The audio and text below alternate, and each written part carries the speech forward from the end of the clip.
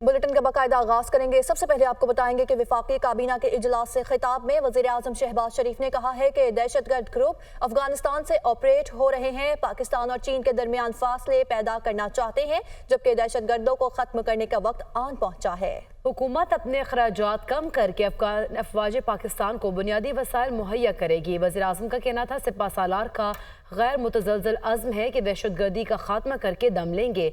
आईनी पाकिस्तान को तस्लीम करने वालों के साथ बातचीत के दरवाजे खुले हैं। बेगुनाह पाकिस्तानियों को शहीद करके तो ये दहशतगर्द अपनी धाक बिठा सकते हैं। मैं समझता हूँ कि इनकी बहुत बड़ी गलतफहमी है। इस दहशतगर्दी को ख़त्म करने का अब वक्त आ पहुँचा है और इसके लिए जो कुर्बानियाँ दी गई हैं और दी जा रही हैं वो रायगा नहीं जाएंगी इंशाअल्लाह। हुकूमत पाकिस्तान अफवाज पाकिस्तान को ये कहा है कि जो भी मादी वसाइल इस हवाले से फाइनेंशियल रिसोर्स जो चाहिए तमाम बाकी अखराजात कम करके इस हवाले से हम तमाम अखराजात मुहैया करेंगे। इसके साथ साथ दहशतगर्दी का खात्मा हर सूरत करके दम लेंगे इंशाअल्लाह। अल्लाह ताला ने चाहा तो उनके ये मज़मूम इरादे नाकाम होंगे और खाक में मिल जाएंगे। शर्त अव्वल ये है कि हमें अपने दुश्मनों को पहचानना होगा, उनकी जो मज़मूम इरादे हैं उनको शिकस्त देने के लिए यकजा होना होगा। वो लोग जो पाकिस्तान के आइन और झंडे को तस्लीम करते हैं, मैं समझता हूँ कि उनके साथ बातचीत के दरवाजे हर वक्त खुले हैं।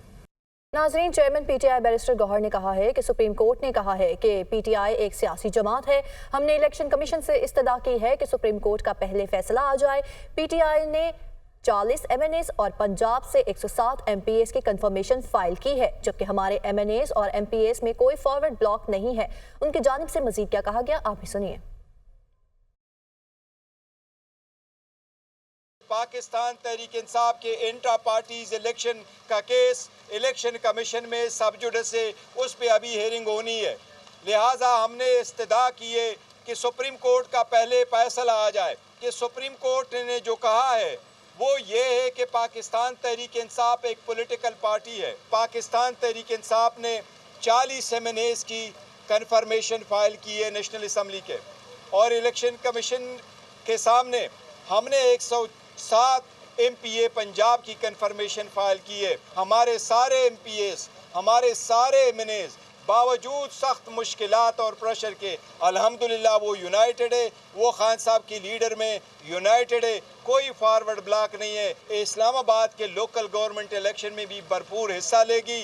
निशान जो भी हमें मिलेगा लोग खान साहब के नज़रिए के साथ है। खान साहब अब किसी निशान के मोहताज नहीं है। इंशाअल्लाह ताला पाकिस्तान तहरीक इंसाफ इस्लामाबाद के लोकल इलेक्शन में भी स्वीप करेगी इंशाअल्लाह ताला। मुझे उम्मीद है इंशाअल्लाह ताला के इलेक्शन डिले नहीं होंगे। कोशिश हुकूमत कर रही है, क्योंकि इनको मालूम है इनको कोई लोगों ने तो इलेक्ट करना नहीं है, पहले से फॉर्म 47 की है, लेकिन उम्मीद है इंशाअल्लाह ताला के इलेक्शन वक्त पे होंगे। इलेक्शन कमीशन में पीटीआई इंट्रा पार्टी इंतखाबात केस की समाअत हुई। इलेक्शन कमीशन ने दायरा इख्तियार और वजाहत तक की दरख्वास्तों पर फैसला महफूज कर लिया। पीटीआई के वकील उज़ैर भंडारी ने दलाइल दिए।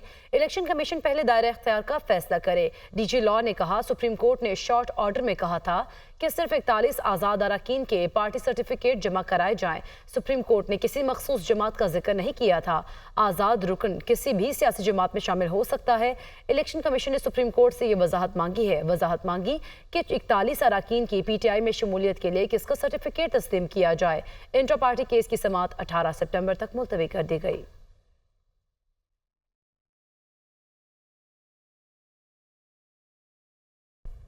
और अभी आपको बताएं कि कौमी असम्बली में कोरम पूरा ना होने पर इजलास जुमे की सुबह 10:30 बजे तक मुलतवी कर दिया गया है।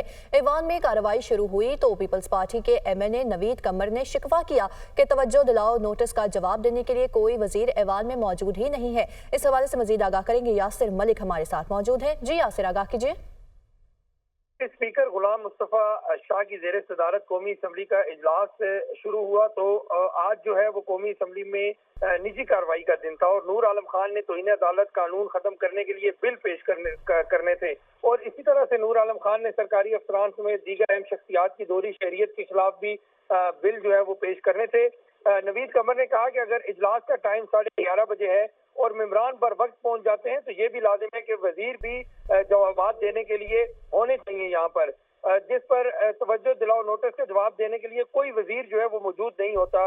ये कहा गया नवीद कमर की जानिब से। तो आजम नजीर तारड़ ने कहा कि वज़रा को यहाँ होना चाहिए और इसी दौरान जो है वो औरंगजेब चिश्ती जो है उन्होंने कोरम की निशानदेही कर दी और डिप्टी स्पीकर ने गिनती का जो है हुक्म दे दिया और जैसे ही गिनती मुकम्मल हुई तो कोरम जो है वो मुकम्मल नहीं निकला, जिसके बायस जो कौमी असम्बली का इजलास है अब वो जुम्मे के रोज सुबह 10:30 बजे तक मुलतवी कर दिया गया है। जी कौमी असम्बली का इजलास जुमे के सुबह 10:30 बजे तक मुलतवी कर दिया गया है। इस हवाले से आप हमें अपडेट करे थे, आपका शुक्रिया।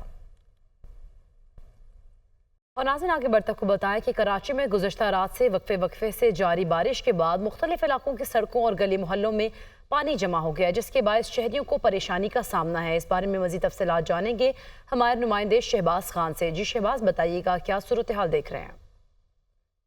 जी बिल्कुल, कराची के मुख्तलिफ इलाकों में गुज़श्ता रात से ही कहीं हल्की तो कहीं तेज़ बारिश का सिलसिला जो है वो जारी है और हालिया बारिशों ने शहरी हुकूमत के दावों की जो है वो कलई खोल दी। शहरी हुकूमत की जानिब से जो है वो दावा किया गया था बारिशों से कबल कि तमाम तर इंतजामात मुकम्मल कर लिए गए हैं और शहर की किसी भी शाहरा या गली मोहल्ले में जो है वो पानी बारिश का जमा नहीं होगा, लेकिन ऐसा नहीं है। दूसरी जानिब गुज़श्ता रात से जो बारिश का सिलसिला जारी है और तेज़ हवाओं का सिलसिला जारी है, उससे जेल चौरंगी तारिक रोड समेत मुख्तलिफ इलाकों में जो है सड़कों पर दरख्त भी उखड़ कर जो है वो गिर गए थे। जो दरख्त गिरे थे सड़कों के पर उनको हटाया जा रहा है। ज़िला इंतज़ामिया की जानिब से शहरी मुतालबा करते नज़र आ रहे हैं शहरी हुकूमत से कि वो फौरी तौर पर बारिश का जमा पानी जो है वो सड़कों से और गली मोहल्लों से निकालने के लिए इंतजाम करें ताकि आवाम को ज़्यादा से ज़्यादा रिलीफ फराहम किया जा सके।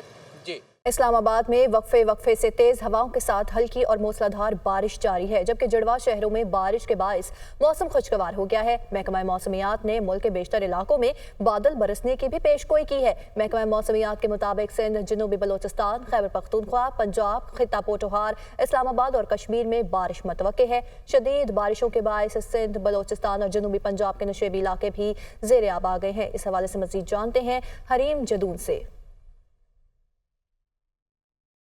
जी देखिए, बिल्कुल जुड़वा शहरों में रावलपिंडी और इस्लामाबाद में भी मूसलाधार बारिश का सिलसिला जो है वो जारी। आज सुबह से ही बारिश जो है वो उसका सिलसिला जारी हो चुका था, शुरू हो चुका था और महकमा मौसमियात ने पहले से ही बता दिया था कि 27 तारीख को जो है वो बारिशें शुरू हो जाएंगी, जो कि 29 अगस्त तक जो है वो जारी रहेंगी। इस वक्त भी इस्लामाबाद का मौसम खासा खुशगवार हो गया। बारिश के बाद ठंडी हवाएं चल रही हैं और जो गर्मी और हब्स का जोर था वो टूट चुका है। बहरहाल NTME की जानिब से भी एक अलर्ट जो है वो अभी जारी किया गया, जिसके मुताबिक उन्होंने बताया कि इस्लामाबाद और तमाम इसके साथ साथ जो दीगर इलाके उनमें भी 36 से 48 घंटों तक मूसलाधार बारिश के जो है इम्कानात है, जिनमें पंजाब, खैबर पख्तूनख्वा, सिंध, बलूचिस्तान, मरी, गलियात, आज़ाद कश्मीर, तमाम तर एरियाज जो हैं वो इससे इफेक्ट भी हो सकते हैं। ये भी बताया गया कि नशेबी इलाकों में भी पानी आने के खदशात और इसके साथ साथ जो दूसरी आबादियाँ हैं जो कि लेई के आसपास है, उनको भी हिदायत जो है वो जारी की गई है कि वो किसी सेफ मकाम पर मुंतकिल हों, ताकि किसी तूफ़ान से और सैलाब से जो है वो बचने के लिए कोई टीमें जो है उनको भी अलर्ट कर दिया गया है, ताकि किसी भी सूरत हाल से जो है वो बचा जा सके। बहरहाल मौसम की बात करें तो इस वक्त मौसम खासा